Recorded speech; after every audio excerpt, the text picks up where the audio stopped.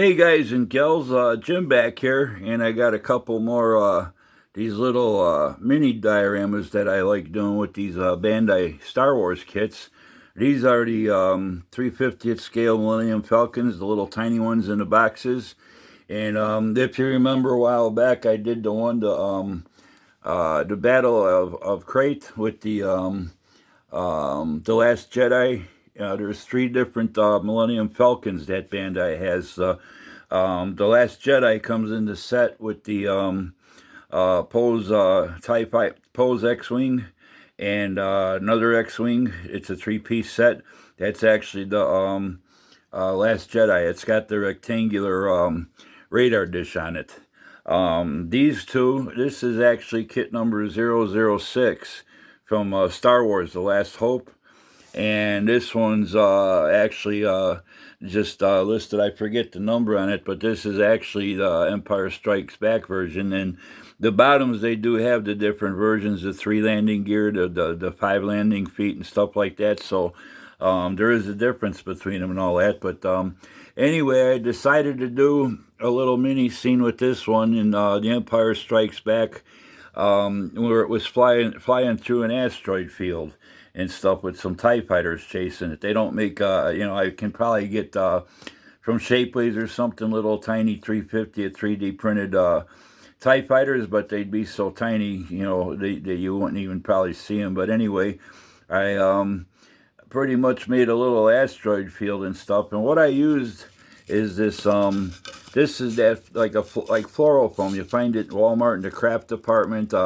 In the floral department, it's green, but it's like almost like a honeycomb, kind of plasticky foam. But what I do is I cut a square or a rectangle to fit on my wood base. And this stuff, I got some little pieces here. You can actually mash it to make different shapes. You don't have to really do any kind of trimming or nothing. It mashes real easy and stuff. And so what I did is I kind of just mashed it all down and stuff for the base and left the little bumps here and there.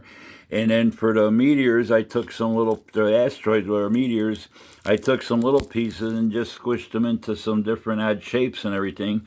And then I coated it on this particular one. I made a real soupy mixture of plaster, almost like the consistency of a little heavier than milk, like a heavy cream. And I smeared it on there, so it kind of, if you notice the pores on there, it kind of fell into the pores. But I was able to paint it. You can't paint this because the paint will just melt it. So I coat it with a real light, watery mix of plaster. And the asteroids, I got them supported by piano wire. And all I did was I dipped them in there and pulled them out and then stuck them in a piece of styrofoam to let them dry. And they came out with a real nice texture and everything, kind of like, what you'd expect and everything, like, big jagged rocks and stuff with pores in them and stuff like that. And then I just painted it with, gave it a coat of gray primer, sprayed a little overspray of some black on there and some spots, and then I used, I think it's a light earth color. It's actually a brown color, Model Master I had sitting around in a spray can, and then I sprayed some light mist of brown on there, so it's a little bit different shades and stuff like that. But that's the Millennium Falcon, The Empire Strikes Back, flying through the asteroid field. And I think it turned out pretty cool. Nice little, these little kits make nice little dioramas and stuff. And like I said, I used to enjoy, way back, I used to enjoy model railroading. So building layouts, it's like you're building one big giant, diorama and stuff. And to me, it looks better than just putting them on those little plastic bases that come with these kits and stuff, and sticking them on the shelf and stuff. It adds more interest to the model and stuff, even though they're tiny and all. But that's the Millennium Falcon, and I weathered it up and everything with some washes and pastels, and the back of the engines I just painted a light sky blue and stuff, and scraped it off the raised areas and stuff to make it look like it's lit and stuff like that. But I think that one turned out pretty cool. And then the next one is from the New Hope, and I'm not. I haven't watched all the Star Wars movies. I might have seen a few here and there. Maybe parts of them. Never watched all the way through. The only two I watched was when I got back in my high school days. In '77, I saw Star Wars, which now is the New Hope. Back then, it wasn't called the New Hope; it was just called Star Wars. And I saw Empire Strikes Back, but I really never followed it. I was always more into Star Trek, so you gotta forgive me if I might not get things exactly, correct to screen or something. But most of the Star Wars movies, when they show the Millennium Falcon, it seems like it's flying over like desert, sandy scenes, hilly and stuff like that, with things laying around and stuff, and all over debris and all that. So I figured I'll just do something basic. And again, I use the same thing, this foam, and I just glued a piece of it on top of the wood, and then I just mashed it down with my fingers till I made some, interesting hill texture and stuff. And this one, I put a little heavier coat of plaster on it and stuff. And then once that dried, I gave it a light shot of, I think it's a khaki. It's the Rust-Oleum camo colors that you can get. I had that laying around, so I gave it a base coat. And I used real sand and glued it down over the base and everything, and gave it a little bit of interesting textures and stuff, like it's flying over the sandy, hilly areas like you see in a lot of the movies and stuff. And again, this is the same thing, painted it up the same way, weathered it the same way and stuff like that. But I think it came out pretty cool. And this is real sand I had laying around. I needed some to fill some plastic decoys to weigh them down and stuff. And there's little pieces of black chips, almost like little broken off pieces of like chips of slate or small black rock in there. And I didn't bother to pick them out. I figured that kind of adds a little bit of interest, like little pieces of broken up ships or debris or something like you see a lot of times. And that there was a stone in there. I left that. It got glued down and stuff.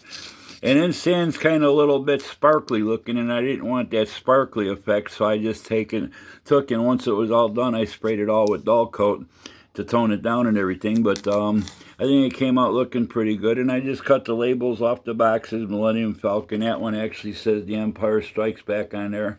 So, but yeah, these are my two little dioramas and stuff. I finally got around to finishing up making bases for them. They've been sitting in the boxes all built and painted and everything, but I just used the kit stickers on them and stuff. They go down pretty well because most of them are on flat surfaces, and if you burnish them down okay. And I did some minor weathering, I did the most that you see on the Millennium Falcon pictures that I see. You always notice these black, these battle marks here and stuff. So I kind of did that, and then a couple other places I just used some dark pastels to make it look like there was some battle damage and stuff. But I did them up both the same, basically. I think they turned out pretty cool, and they make for some nice little interesting displays, like I said, excuse me, rather than those little plastic bases and stuff. If you're into it and stuff and you like to display stuff a little more interesting, do yourself a little diorama. It don't take much. You can use your imagination and do it up like you want and stuff. So, but anyway, that's my two Millennium Falcons. They're both the 350 ones. And like I said, if you go back in my videos, if you haven't seen, I did another one with the 3 ATM6 walkers and stuff with the Battle of the Crate and everything, and kind of like the battlefield with all the red salt and stuff marks on it and stuff like you saw in the movie and stuff. And it's a lot of fun to do stuff like this. Each one of these was a day project. I mean, other than building the model, but making the bases was basically a day's worth of work and stuff, waiting for stuff to dry and waiting for the plaster to dry and stuff like that. So hope you enjoy it. I had a lot of fun doing these, and that's going to be it for now. So thanks for subscribing. Thanks to all my new subscribers. Thanks for hitting the like button. Thanks for all the great comments you guys been leaving me.